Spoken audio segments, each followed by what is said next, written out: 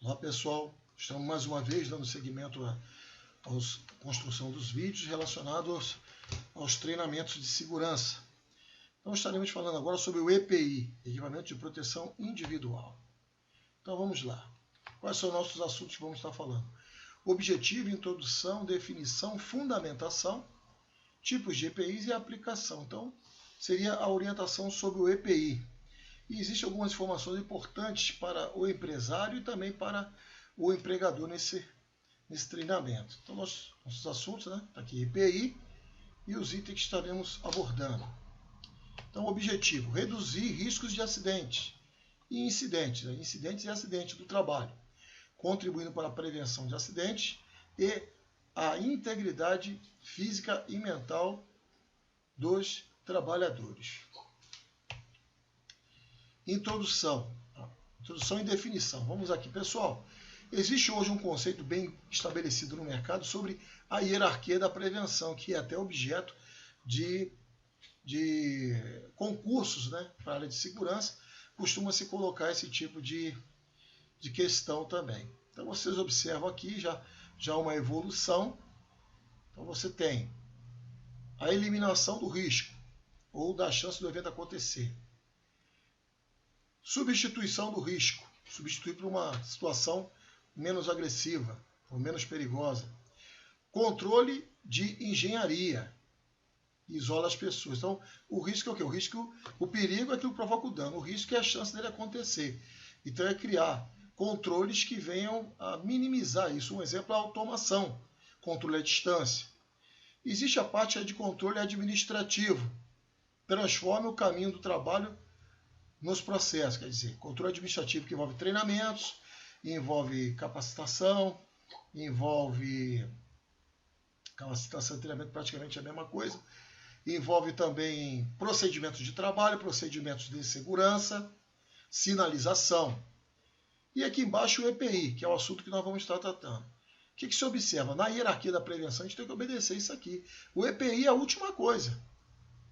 O EPI é a última coisa a ser trabalhado. Mas tem que se começar lá não é da base da pirâmide, é lá de cima da pirâmide, descendo. E você vê aqui, ó, maior eficiência. Está aqui em cima. Aí vai se tornando a menor eficiência. Não quer dizer que não tem eficiência. É eficiente também. Isso tudo somado, associado, nós vamos levando o risco a um nível tolerável ou aceitável, que a gente fala muito no nosso treinamento de identificação de perigos e análise e avaliação dos riscos. Então vamos lá tratar do assunto EPI. Então o que é o EPI? É todo dispositivo ou produto de uso individual utilizado pelo trabalhador destinado à proteção de riscos suscetíveis de ameaça à segurança e à saúde no trabalho. Então isso é o EPI. Aqui está mostrando exemplos, luva, proteção auditiva, proteção dos olhos, proteção da cabeça, calçado e proteção contra quedas. Então, dentro dos nossos ambientes de trabalho, isso aqui é somente só um exemplo. Tem muitos outros. Aqui está. Estamos sempre devidamente protegidos. Está mostrando aqui que o peixinho está protegido dentro daquele que é seu pai ou a sua mãe. Equipamento de proteção individual. O que diz a legislação? Cabe ao empregador, ao patrão, adquirir o EPI adequado ao risco de cada atividade. Então, isso indica a análise do risco. Indica conhecer, identificar os perigos e analisar o risco de cada perigo. Exigir o seu uso, não é obrigatório, não é facultativo. Fornecer ao empregado somente o EPI aprovado pelo órgão nacional competente em matéria de segurança e saúde. Então, ele passa por testes para receber o certificado de aprovação. Orientar e treinar o empregado sobre o uso adequado, guardar e conservar. Orientar o trabalhador para guardar e conservar. Então tem uma parte disso tudo que quem cuida é o empregador. Vamos supor que a pessoa usa a bota, mas com produtos de material biológico perigoso. Quem tem que fazer a higienização muitas vezes é o empregador. Mas se não é desse jeito, é somente dar uma lavada simples, sem maiores complicações, não está contaminado o EPI, a pessoa pode levar para casa e fazer. mas a norma fala sobre a higienização do EPI, também por conta do empregador, mas depende dos casos. Substituição imediata quando danificado ou extraviado. Responsabilizar-se pela higienização e manutenção periódica. Higienização. Então, tem EPIs que precisam ser higienizados. E a manutenção periódica, quer dizer, está sempre substituindo. Comunicar ao Ministério do Trabalho o emprego qualquer irregularidade observada. Isso é possível acontecer? Sim. Isso já até aconteceu comigo. Compramos lá, foi comprado uma quantidade grande de botinas e nós não fazemos uma inspeção. Comprou 500 pares de botina. A gente não vai olhar botina por botina. Vamos usar um critério usado em auditoria. Fazer uma amostragem. Aí na amostragem, as quantidades que pegamos de amostra veio com problemas dos equipamentos.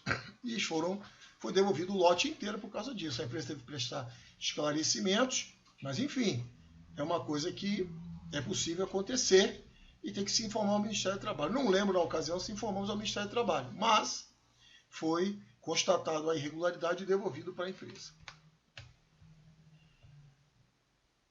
Quanto ao empregado, o trabalhador.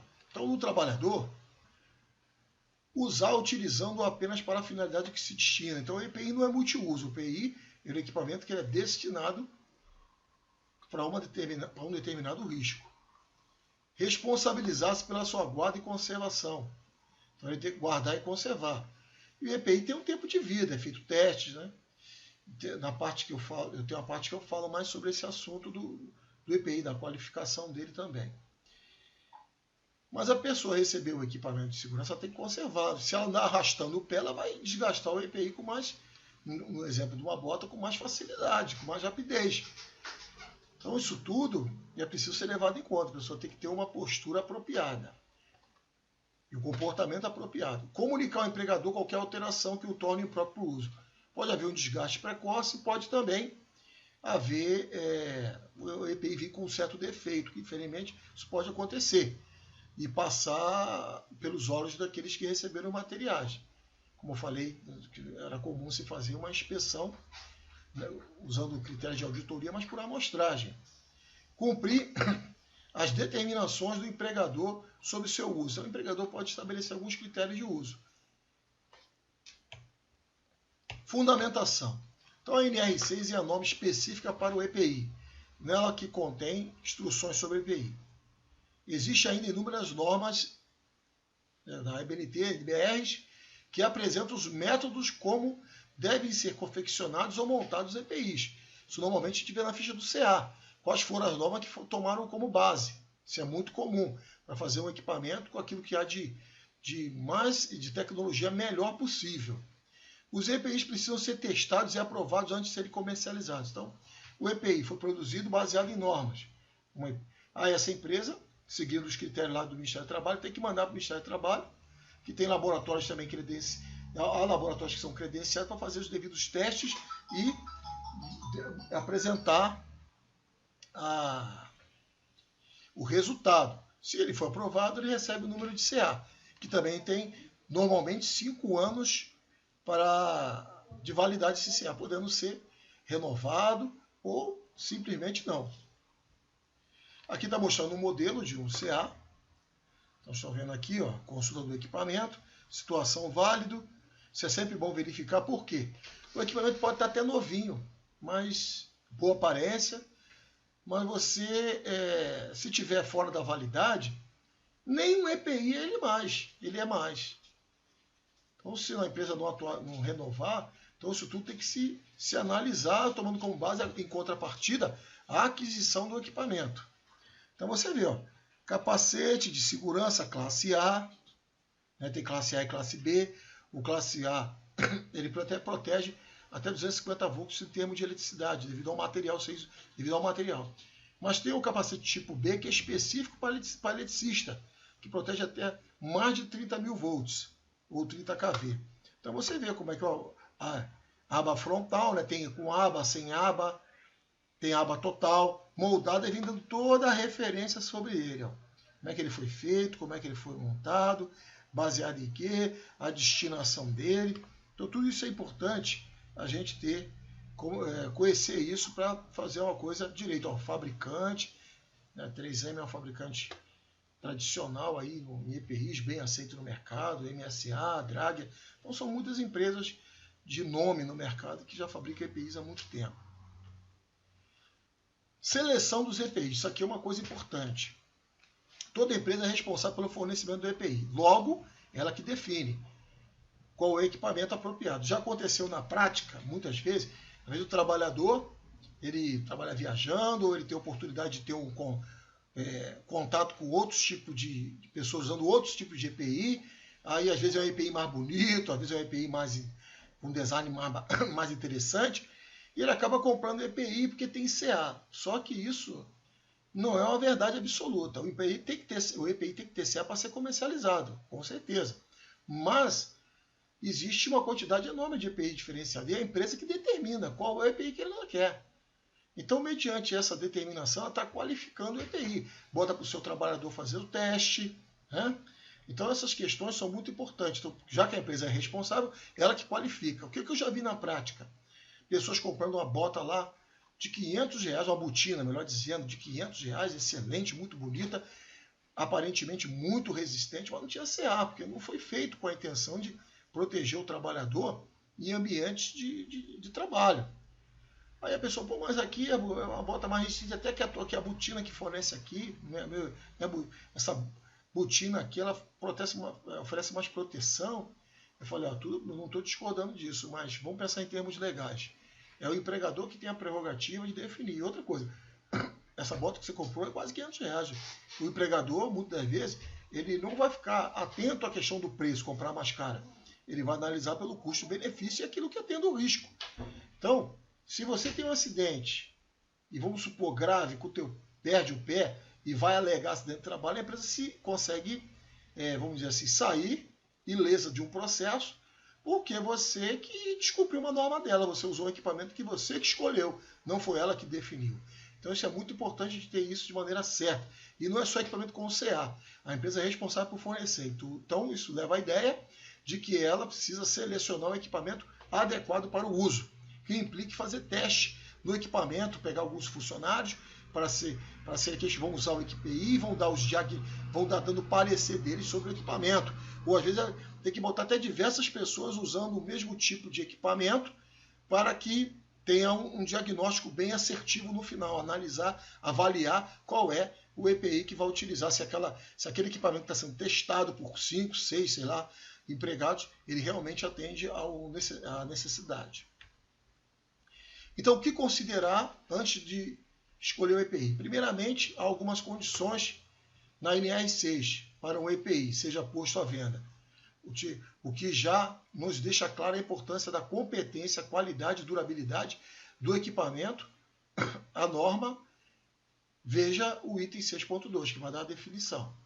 O equipamento de proteção individual ou de fabricação nacional ou importado só poderá ser posto à venda ou utilizado com o certificado de aprovação. Você já sabe que, seja importado ou não, tem que passar lá pelos testes a receber o número de CA.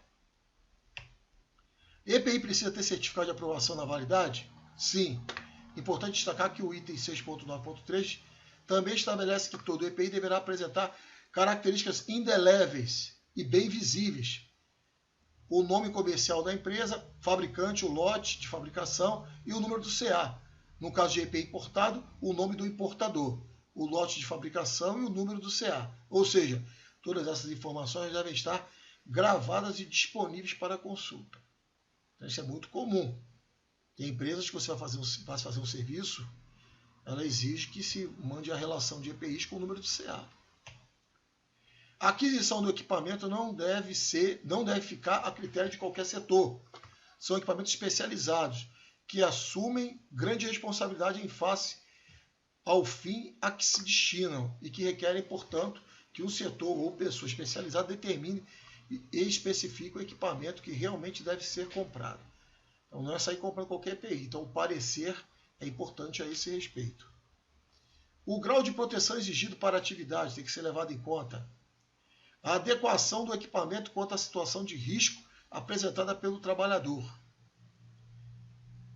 Praticidade e manutenção também são levados em conta. Após a análise dos riscos ambientais e iminentes ao trabalhador deve se adequar o equipamento aos riscos apresentados. Lembrando que o trabalhador pode muitas vezes estar exposto a um ou mais riscos, necessitando um ou mais EPIs em sua jornada de trabalho. Então, é o conjunto todo, toda a exposição que esse trabalhador possa ter.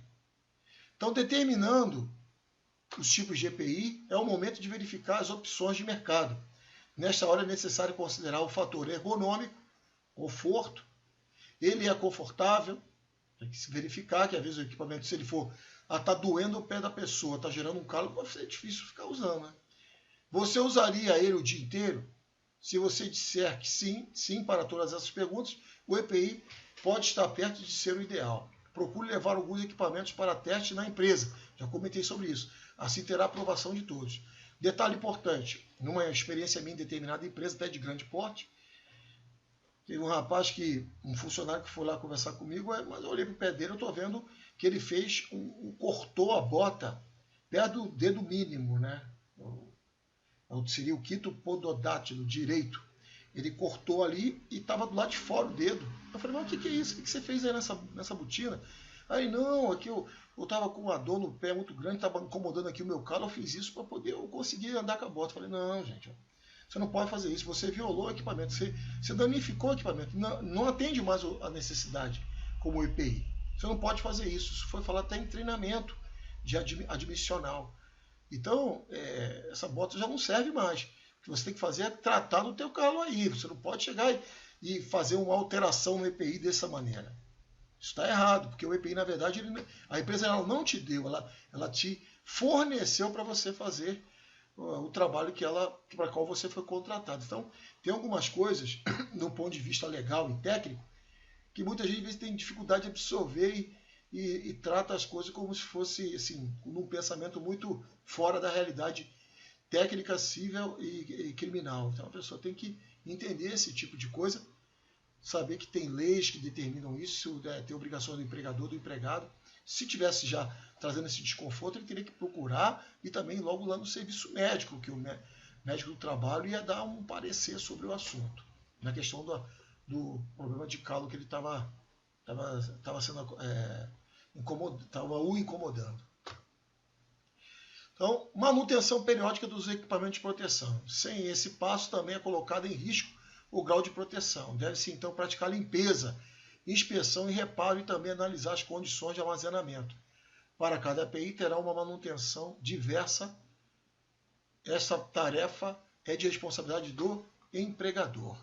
Então, você está usando protetor auricular, sujou um pouquinho de cera, ficou meio oleoso, você vai ali e lava simplesmente, mas a manutenção para limpeza e também fazer os devidos higienização do EPI é responsabilidade do empregador.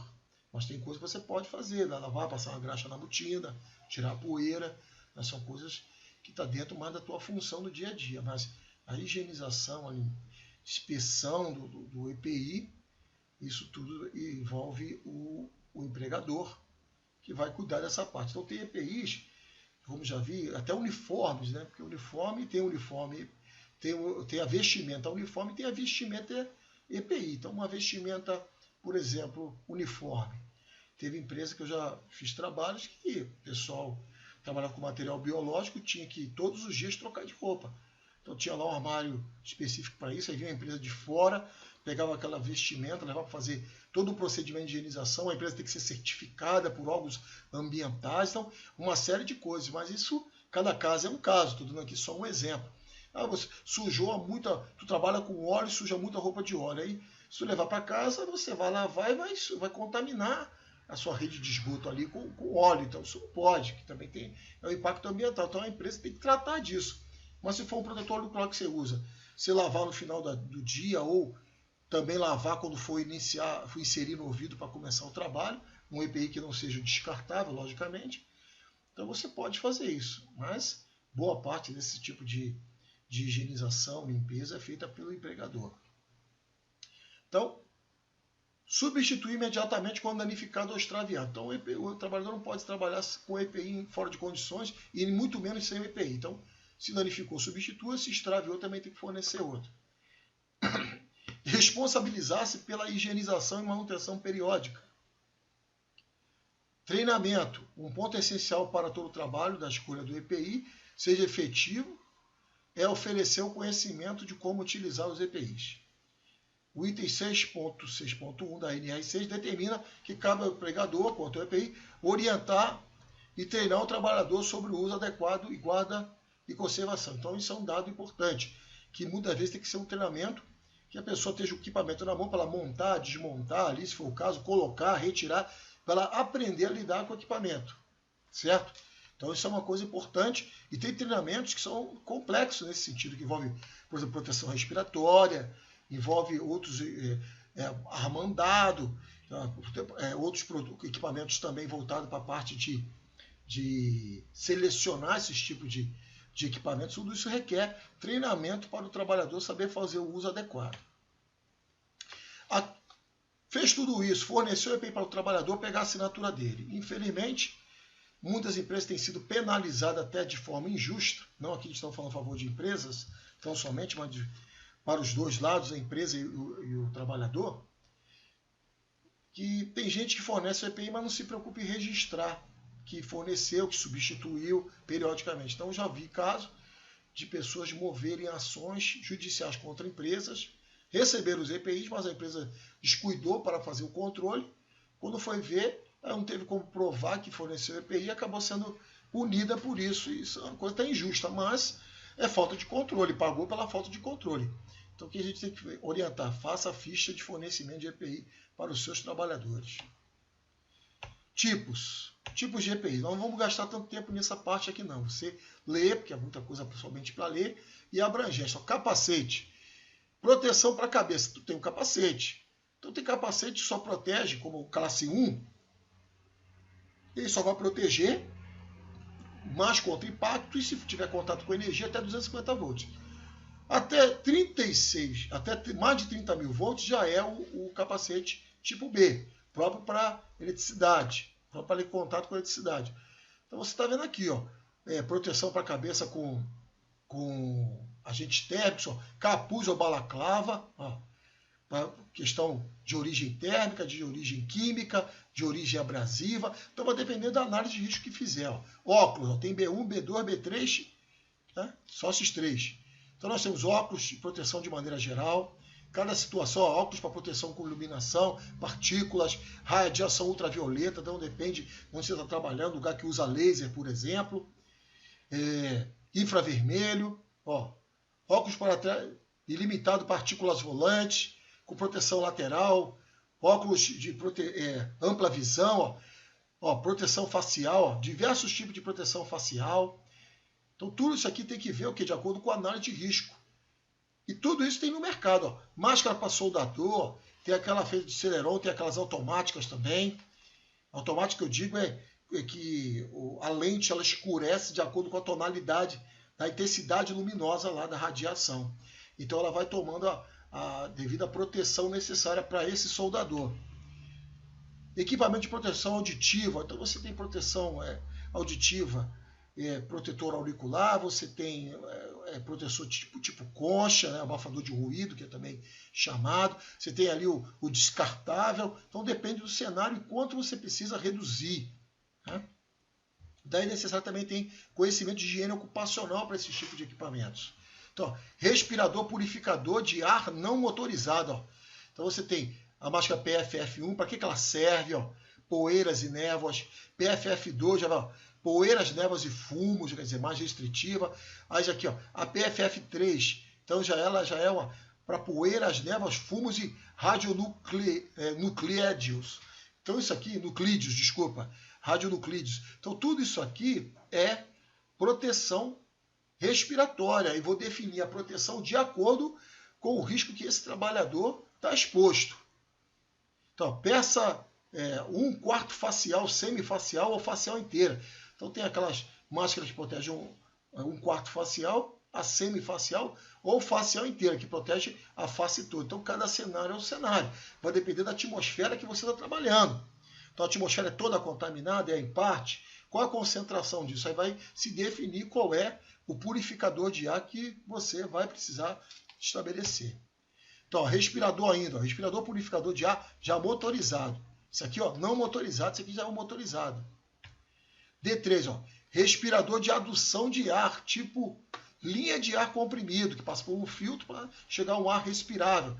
Então, de acordo com a atmosfera que você estiver trabalhando. Então, tudo isso tem que ser o quê? Verificado. Que uma atmosfera, se a gente, para respirar, tem que ter 21 percentual de oxigênio respirável, na atmosfera, né, para ter um oxigênio, para ter uma atmosfera respirável, abaixo disso você começa a entrar numa condição imediatamente perigosa à vida e à saúde. Um percentual desse de 0,5 é muita pouca concentração de oxigênio.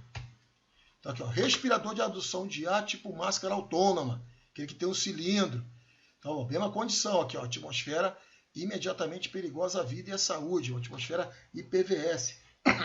E isso precisa se definir em que cenário eu vou entrar nisso. No espaço confinado, é num tanque que está dessa maneira, é resgatar pessoas onde teve um vazamento de substância perigosa. Cada cenário é o cenário. A D5, ó, essa aqui já é respirador de fuga, é muito comum em indústrias químicas, principalmente indústria química pesada, que pode ter um vazamento e ela é de fuga. A pessoa vai, coloca ali e vai embora. Sai da área de acordo com o plano de emergência que a empresa tiver.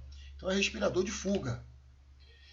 Tem também as vestimentas. Então as vestimentas são importantes. Como já disse, tem investimento a uniforme e tem investimento em EPI. Então tudo depende. Ó, de origem térmica, de origem mecânica, ó, agentes químicos, contato com origem radioativa. Então vai depender. Ó, vestimenta contra umidade.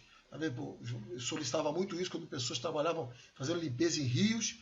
Aí eu solicitava usar roupa com essas características e também ela era descartável. Usou uma vez, acabou. Vestimenta para proteção do tronco contra a umidade e proveniente de operações com uso de água. Então, colete à prova de balas. Então, quer dizer, os vigilantes também estão protegidos, né? Luva. Então, luva tem uma família enorme. Um monte de tipo de luva. Então, para abrasivo, para cortante, perfurante, choques elétricos, agentes térmicos, biológicos, agentes químicos. Então, tem uma família enorme. Então, cada luva tem uma especificação. No próprio CA vem dizendo a destinação daquele tipo de luva. Não é usar uma luva toda em qualquer atividade. Proteção contra a umidade, cooperações com água, luva contra radiações ionizantes. Aqui, ó, radiação ionizante. Partículas alfa, beta, raio-x, gama-grafite. Então, temos luva para todo e qualquer tipo de cenário de risco. Creme protetor. Então, isso hoje também já é um EPI. É proteção contra raios ultravioleta, luva química. Né? Outros tipos de proteção contra agentes químicos são cremes protetores. Algum exemplo é a luva química. Por quê? Porque às vezes você vai trabalhar, você precisa ter tato para manusear certos tipos de equipamentos, de serviço que se faça, materiais. Precisa ter tato, e se botar uma luva não tem, e o produto é tóxico, o produto é perigoso. Então você vai e utiliza a luva química, que ela cria uma película, o mundo da pessoa fica até quente, uma película. Então eu já recomendei isso para muita gente, alguns cenários de trabalho. A manga também, tem manga até contra choques elétricos, então tem diversos tipos de destinação. Então manga para proteção para braço, antebraço, material abrasivo, cortante. Então isso tudo. Proteção tem para tudo. Braçadeiras para proteção do antebraço contra agentes cortantes. Ó. Dedeira, quer dizer, proteção do dedo. EPI para proteção dos membros inferiores, ó, calçados. Então tem calçado somente para impactos, tem calçado para elétrica, para corte, para hidrofugado, que é para trabalhar também com lugares úmidos, como o caso de cervejarias que trabalham com muita água, né? Calçado para proteção de produtos químicos, tudo então vai depender da tua necessidade. Então tem até uma coisa que eu acabei passando e eu não falei, luvas de malha de aço para quem trabalha em açougue, né, e que tem que ficar cortando carne, desossando, ali ele tem essa luva de malha de aço que impede da faca acidentalmente cortar a mão da pessoa, os dedos. Então tem meia de proteção dos pés contra baixas temperaturas. Então já envolve trabalhos ou em regiões muito frias ou também em frigoríficos. Perneira. Então perneira tem um monte de tipo, para soldador, perneira de couro, mas soldador é mais de raspa de couro. Então tudo depende do cenário que você vai trabalhar. Vai trabalhar num lugar que você vai fazer um trabalho de parte de um lugar que tem cheio de animais peçonhentos. Então você já sabe que a perneira vai te ajudar contra a picada de cobra, de escorpiões, aranhas, outros animais peçonhentos. Então a perneira pode ajudar e também combinado com a meia vai ajudar mais ainda. Então tudo são EPIs. Hoje tem EPI para tudo quanto é coisa. Ó, calça de proteção contra produtos abrasivos. Então, ó, isso aqui já não é uma calça que faz parte de um uniforme, já é uma calça EPI. Para produto químico, para agentes térmicos, ó, tá contato com água. Macacão também, já proteção do corpo inteiro. Ó, vestimenta de corpo inteiro, ó, origens químicas, ó, água também, ó. Contra choques elétricos também tem combinação de camisa e calça, mas também tem o vestimento de corpo inteiro. Cinturão de segurança, já envolve também, se fala com a NR35, com dispositivo trava-queda, cinturão de segurança, aí tá vendo aqui, ó, cinturão de segurança com talabarte. Então, são informações gerais do assunto. Exemplos aqui, ó, pessoal. Proteção da cabeça, né? Proteção dos olhos, estou dando alguns exemplos, mas citei para vocês o que está na norma. Aí, ó. Proteção auditiva, aí proteção respiratória,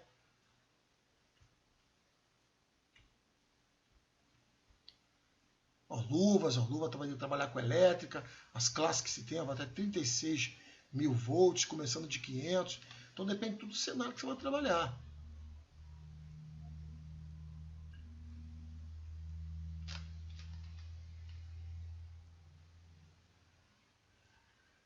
Olha aí. Então, luva, tudo quanto é jeito, tudo quanto é tipo, a manga, avental, vestimenta de corpo todo. Então, vai tudo partir da premissa da análise de risco. Botina, coturno, bota de cano longo, cano curto, tênis de segurança, tem tudo isso. Aí, ó.